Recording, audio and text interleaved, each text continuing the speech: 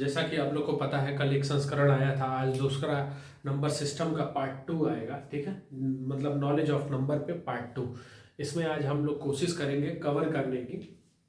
जैसे हम लोग परफेक्ट नंबर क्या होता है, परफेक्ट नंबर के बाद से हम समझेंगे कि तुम्हारा पाइथागोरस थ्योरम क्या होता है। पाइथागोरस थ्योरम के बाद से इसके बाद हम लोग थोड़ा सा ये पूर्णांक संख्या देख लेंगे। पूर्णांक संख्या का बस आज 3 टॉपिक ही आज कवर करेंगे। 3 टॉपिक को आज इसको अच्छे से कवर करेंगे और पूरा समझ के कि जहाँ आपको कोई डाउट ना हो। और जैसे कि मैंने कहा था कि ये कारवां रुकेगा नहीं।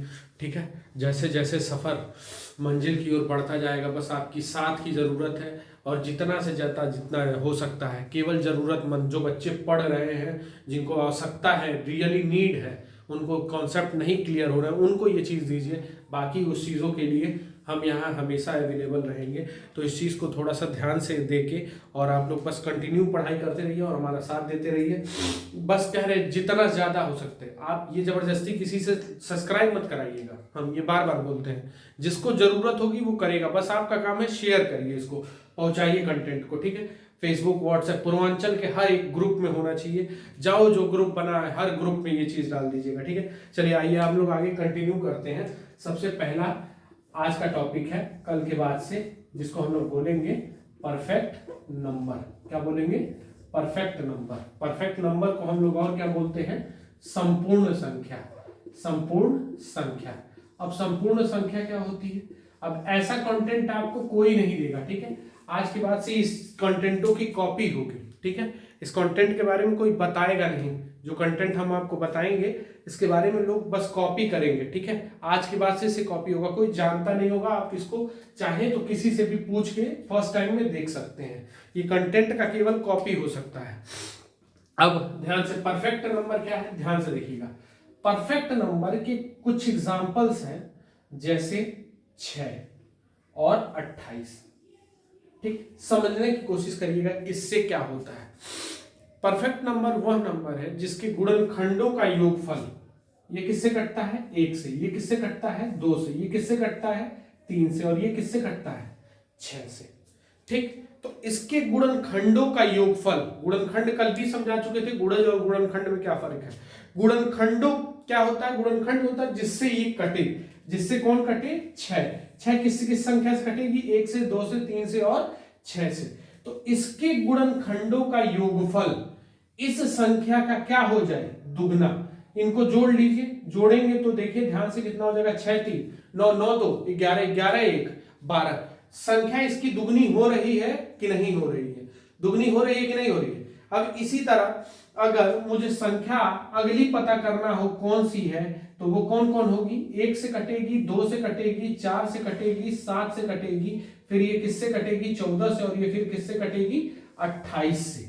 ठीक, और किसी से तो बीच में कटनी नहीं है। ध्यान से समझ लीजिएगा, जब आप इसको जोड़ेंगे, जब भी आप इसके गुणनखंडों को जोड़ेंगे तो इस संख्या का क्या हो जाएगा? दुगना हो जाएगा। ध्यान से देख लीजिएगा, 28 14 42 42 7 49 49 4 53 53 और 3 53 3 56। कुल कितना हो रहा है? 56। 28 का दुगना हो रहा है कि नहीं हो रहा है? 28 का दुगना हो रहा है।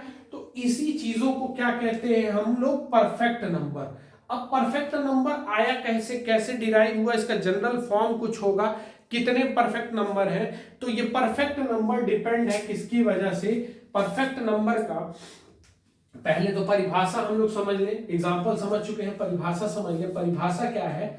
इस कहेंगे किसी भी, क्या कहेंगे? किसी भी, ठीक है, किसी भी संख्या, क्या? संख्या के गुणनखंडों का, गुणनखंडों का योगफल, योगफल क्या होगा? योगफल उस संख्या का, उस संख्या का दोगुना होगा। क्या होगा? उस संख्या का दोगुना होगा। ध्यान से समझ लीजिएगा, उस संख्या का क्या होगा? दुगना। ठीक है, उस संख्या का आपका क्या हो जाएगा? दुगना। किसी भी संख्या के गुणनखंडों का योगफल उस संख्या का क्या हो जाएगा? दुगना। एक बात है।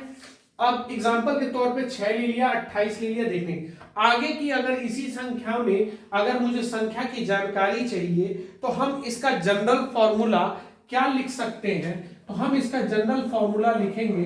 ध्यान से देखिएगा, इसका जनरल फॉर्मूला क्या हो सकता है। तो इसका जनरल फॉर्मूला हो जाएगा, अगर हम करना चाहें तो इसका जनरल फॉर्मूला होगा 2 पे पावर p माइनस 1 अपॉन 2 पे पावर p माइनस 1। ठीक, ये पावर में माइनस है, ध्यान से समझिएगा, ये किसमें माइनस है, पावर में, और ये केवल माइनस कहां है, बेस में। क्लियर है, ये इसका जनरल फॉर्मूला होगा।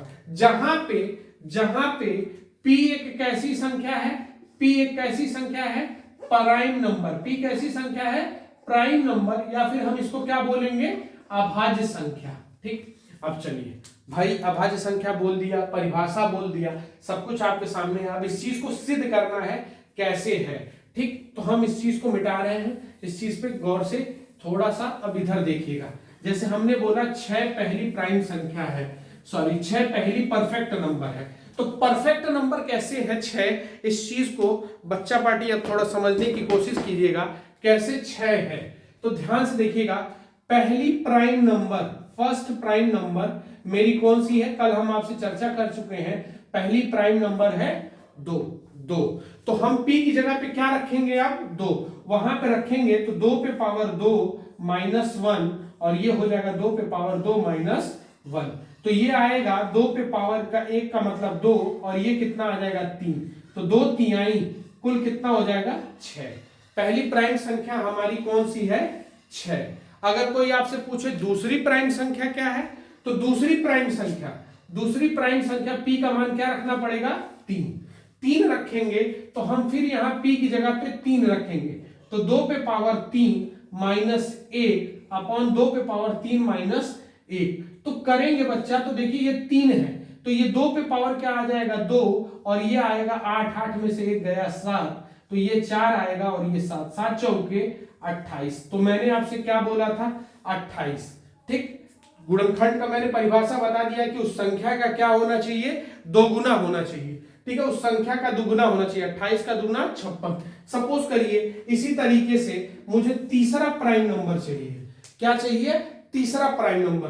तो तीसरा प्राइम नंबर मेरे गुरु, फर्स्ट ये हो गया, सेकंड ये हो गया, तीसरा परफेक्ट नंबर अगर मुझको चाहिए, तो इसी तरीके से हम तीसरा प्राइम नंबर कौन होता है, देखिए 2 हो गया, 3 हो गया, 4 नहीं होता है, फिर कौन होता है, तीसरा प्राइम नंबर होगा 5। तो हम रखेंगे 2 पे पावर 5 माइनस 1 अपॉन 2 पे पावर 5 माइनस 1। तो हम यहां करेंगे, तो ये देखिए ये कितना हो जाएगा 32। 32 में से 1 गया, तो ये आ जाएगा 31, और 2 पे पावर 4 का मतलब 16, और 16 का गुणा करेंगे तो 16 एक कम 16 का लिखेंगे 6, और 16 3 48, और 1 कितना हो जाएगा 49। यानी अगली जो परफेक्ट नंबर है वो कौन सी है, 496।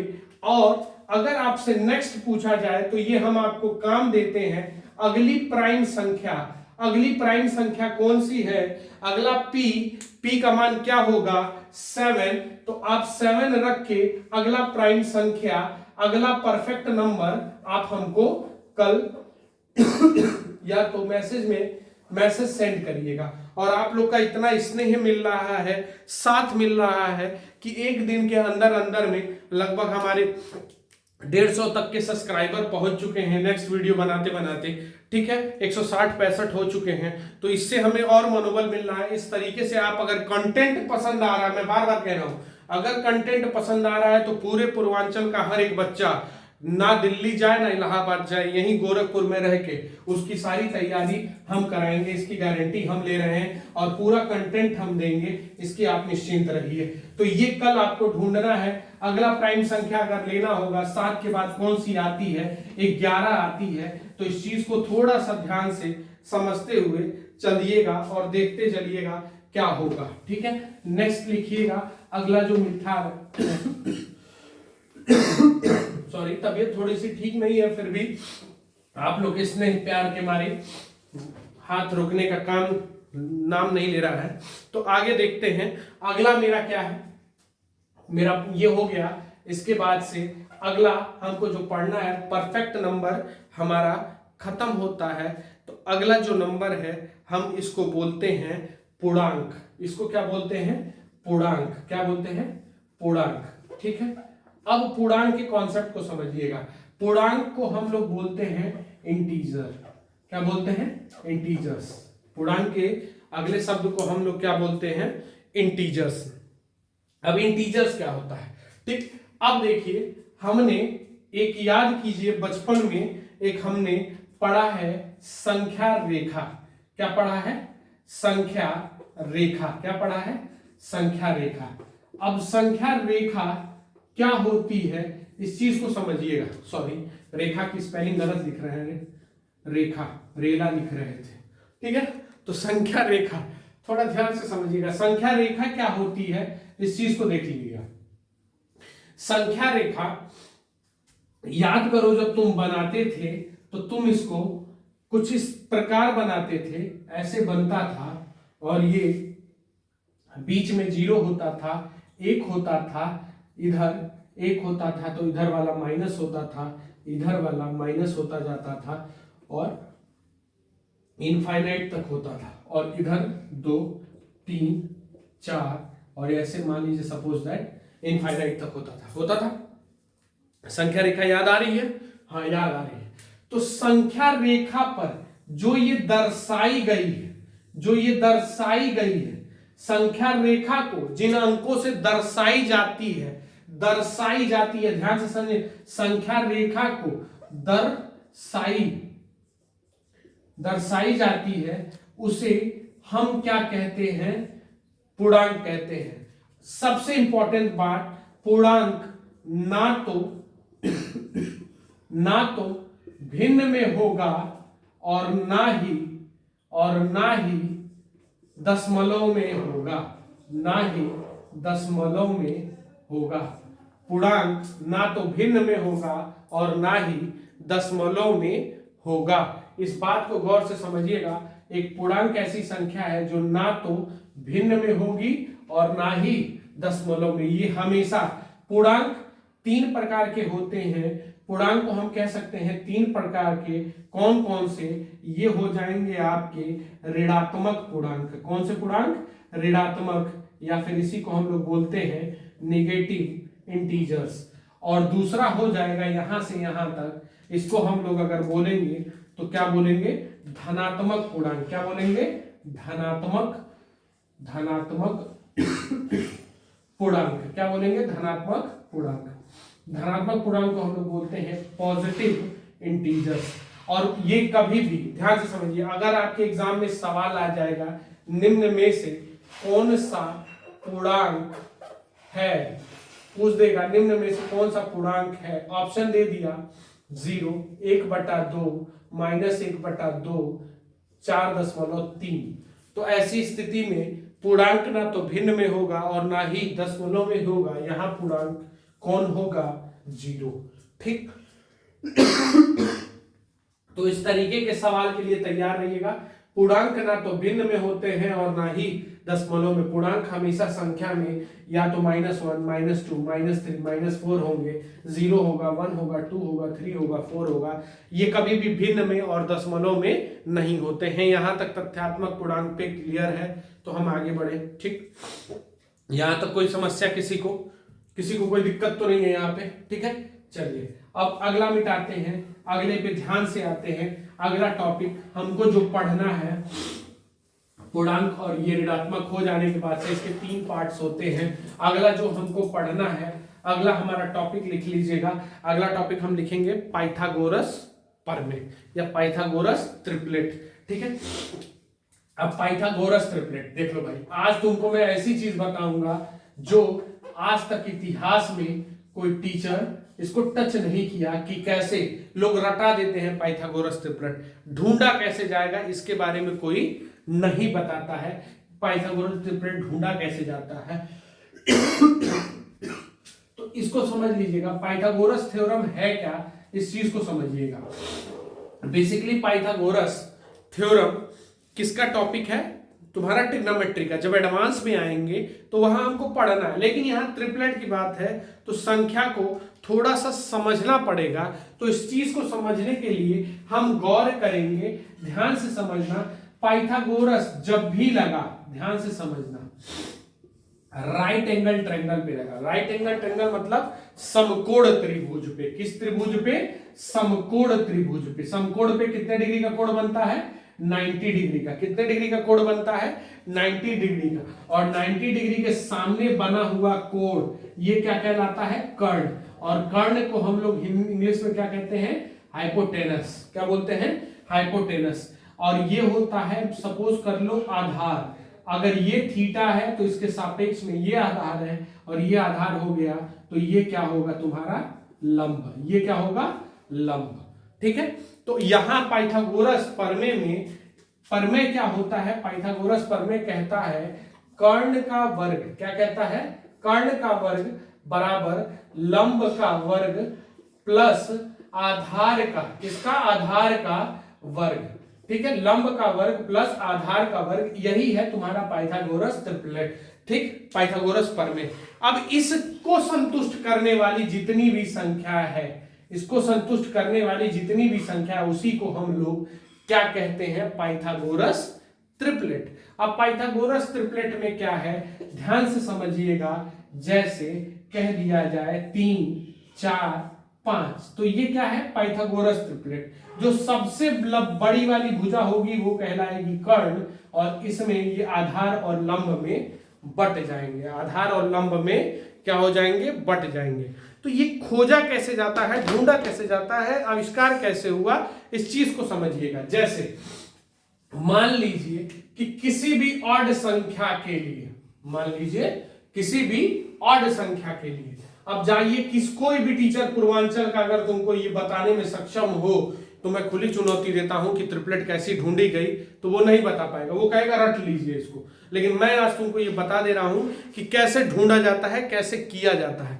ठीक है, सपोज करो कि अगर 3 है, हमने क्या ले लिया? ऑड संख्या 3। तो इसका ट्रिपलेट अगर मुझे एक भुजा मालूम चल गई ऑड में 3 है, तो हम इसका क्या करेंगे? 3 का वर्ग। क्या करेंगे? 3 का वर्ग। 3 का वर्ग करेंगे तो ये कितना आ जाएगा? 9। 9 को हम 2 से काट लेंगे। 2 से काटेंगे तो ये कितना आ जाएगा? यहां काटने पे 4.5। और 4.5 में ऑड वाले के लिए 0.5 माइनस करना और 0.5 जोड़ देना। 0.5 माइनस करना और 0.5 जोड़ देना। बात समझ में आ गई? तो 0.5 माइनस करेंगे तो वो क्या बनेगा? 4, और यहां 0.5 जोड़ देंगे तो 5। तो ध्यान से देखिए, 3, 4 और 5 एक ट्रिपलेट होते हैं कि नहीं होते हैं? ठीक, यही कॉन्सेप्ट। सपोज करो कोई लड़का कहा अरे सर जी तो चलो तुक्का से लग गई, अगला बता के दिखाइए। तो कुछ मत करना बच्चा, तुम सीधे लिखना 5। 5 का वर्ग करना। 5 का वर्ग कितना? 25। 25 हो जाएगा। और 25 में 25 का आधा करेंगे तो ये कितना आ जाएगा? 12.5। 12.5 में आप आधा घटा दीजिएगा और आधा जोड़ दीजिएगा। आधा घटा दीजिएगा तो आधा घटाएंगे तो 12, और ये जोड़ेंगे तो 13। तो एक ट्रिपलेट आप लोग को कोई पढ़ाया होगा, 5, 12, 13। 5 का वर्ग 144, 5 का वर्ग 25, 12 का वर्ग 144 और 13 का वर्ग, जब इन दोनों का वर्ग करके जोड़ेंगे तो इस वाले वर्ग के बराबर आएगा। सपोज कर लीजिए आप आगे बढ़ते हैं, कहते हैं चलिए यो आ गए तो तनी 7 पे निकाल के दिखा दीजिए।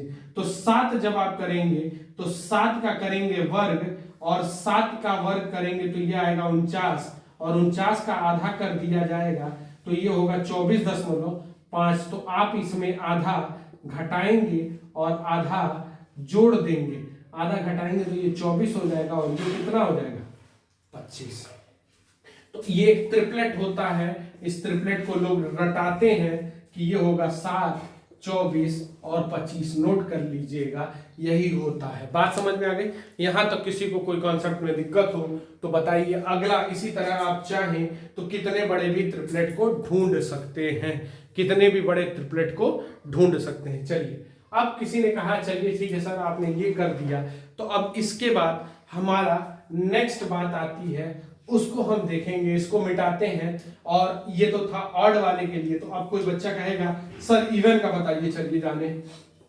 तो इवन भी हम बताएंगे, हम भागेंगे नहीं छोड़ के, ठीक है, हम उनमें से नहीं है जो छोड़ के भाग जाएंगे आपको, ठीक है, हर जगह आपके साथ रहेंगे। एक ट्रिपलेट 3 मिला था, अगला 5 मिला था, और अगला हम लोग 7, 24, 25 ढूंढ में लिए थे। तो इस तरीके से सारे ट्रिपलेट हम निकालेंगे। सपोज के लिए कि अगला ट्रिपलेट कोई बच्चा कहता है कि हमको 6 पे बताइए, किस पे बताइए, 6 पे। तो 6 पे हम अगला ट्रिपलेट बताने जाएंगे, तो हमको क्या करना पड़ेगा, याद करिए, हम 6 का वर्ग करते थे। ये किसके लिए है बच्चा पार्टी, इवन के कॉन्सेप्ट में। तो 6 का वर्ग करते थे तो आया 36। अब ऑड के लिए हम 2 से भाग देते थे, तो इवन के लिए किससे भाग देंगे, इवन के लिए हम किससे भाग देंगे, 4 से। 4 से भाग दे देंगे तो कितना आ जाएगा, 9। 9 आएगा तो एक कम और एक ज्यादा यहां करना है, एक कम और एक ज्यादा करना है, तो ये हो जाएगा 8, 10। तो करके देख लीजिएगा, ये भी एक फेमस ट्रिपलेट है, 6, 8, 10। और 6, 8, 10 आ कैसे जाता है, इसमें गुणा करके, ठीक। तो आपके कभी कभी पेपर में ध्यान से समझिएगा, ऐसे लिख के दे देगा, ठीक है, कि ये 6 है, ये 8 है, तो आप बेसिकली सोचिएगा ये दोनों किससे कटता है, ये किसका ट्रिपलेट का बेसिक ट्रिपलेट है, तो 3, 4 का है ना, 3, 4 है, तो यहाँ 5 होना चाहिए, तो 3 दूना 6, 4 दूना 8, तो 5 दूना 10। बात समझ में आ गई।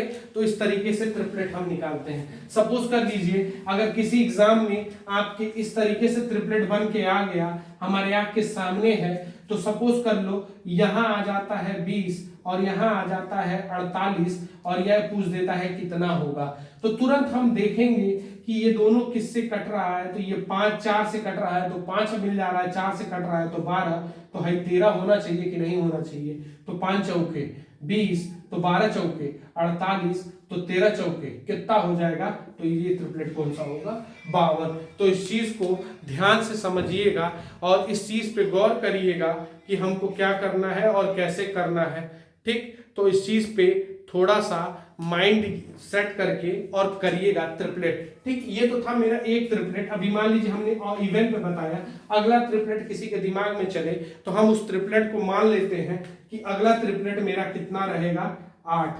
तो 8 का वर्ग हो जाएगा, 8 का वर्ग करेंगे, तो 8 का वर्ग करके हम लिखेंगे, तो 8 का वर्ग 64, और 64 को हम 4 से काट देंगे। 64 को अगर 4 से काटेंगे सॉरी, तो 64 को काटेंगे तो ये आएगा 16। हम 16 से एक कम करेंगे और एक बढ़ा देंगे, तो 16 से एक कम करेंगे तो 15 हो जाएगा 17। तो ये भी एक ट्रिपलेट है जिसको हम लोग क्या कहते हैं, 8, 15, 17 करके ये सारे ट्रिपलेट। 8 का वर्ग करिएगा 16 हो जाएगा। ये सबसे बड़ी भुजा है, तो सबसे बड़ी भुजा कर्ण होती है, तो इस तरफ हम लोग लिखते हैं कर्ण वाला, और इधर लिखते हैं, इधर बेस और आधार में कुछ भी हो सकता है। तो इन दोनों का वर्ग करेंगे तो बड़े वाले वर्ग के करीब में आ जाएगा, ठीक। अब किसी ने 8 पे कर लिया, अब कहा कि चलिए हमको 8 पे हो गया, तो आप 12 पे बताइए कि 12 का क्या होगा। तो 12 की ट्रिपलेट हम कैसे करेंगे, 12 यहाँ लिखेंगे और 12 का वर्ग करेंगे। 12 का वर्ग 144, और 144 को हम 4 से अगर काट देते हैं, 4 से काटेंगे तो ये आ जाएगा, 4 से काटने पे 36, और 36 का ट्रिपलेट एक माइनस कर देंगे और एक जोड़ देंगे, तो ये होगा 35 और ये होगा 37। तो अगला जो ट्रिपलेट हमारा बनेगा वो बनेगा 12 और 35 और 37। तो ये सारे ट्रिपलेट, जितना ट्रिपलेट मैंने आपको बता दिया पाइथागोरस में, तो आज जो हमने बताया, देखिए हमको वीडियो ज्यादा लंबी नहीं रखनी है, हम बार बार कहें ये कारवा चलेगा, लंबा चलेगा, तो घबराने की कोई जरूरत नहीं है। और मैं जितना कंटेंट आपको देता जा रहा हूं, बस इस कंटेंट को इकट्ठा करते जाइए और घबराने की आवश्यकता नहीं है। मैं आपसे वादा कर रहा हूं कि एडवांस भी खत्म करूंगा, ये भी खत्म करूंगा, लेकिन धीरे धीरे, अभी हमारा नया प्रोसेस है तो थोड़ा थोड़ा सा मेरी तबीयत भी नहीं ठीक चल रही है, तो इस चीज को मैं रोकूंगा नहीं, डेली एक वीडियो प्रयास करूंगा कि जिससे आपको मदद हो। और आप मेरे मनोबल को गिरने मत दीजिएगा। मैं बार बार कह रहा हूं, जबरदस्ती किसी भी मोबाइल में सब्सक्राइब नहीं करना है, ठीक है। जिस बच्चे को आवश्यकता होगी, नीड होगी, बस आप शेयर करिए, वो ऑटोमेटिक करेगा, देखेगा, पसंद आएगा, कंटेंट पसंद आना चाहिए, ये मंजिल रुकना नहीं चाहिए और ये रुकेगा भी नहीं और ये कारवां हम रुकने भी नहीं देंगे। हर एक कंटेंट आपको जिस तरीके से भी हो उस तरीके से प्रोवाइड करेंगे। तो बस आज के लिए इतना ही रखते हैं, कल इसके आगे कंटिन्यू करेंगे। तो बस आज के लिए यहीं तक, इस चीज़ को थोड़ा ध्यान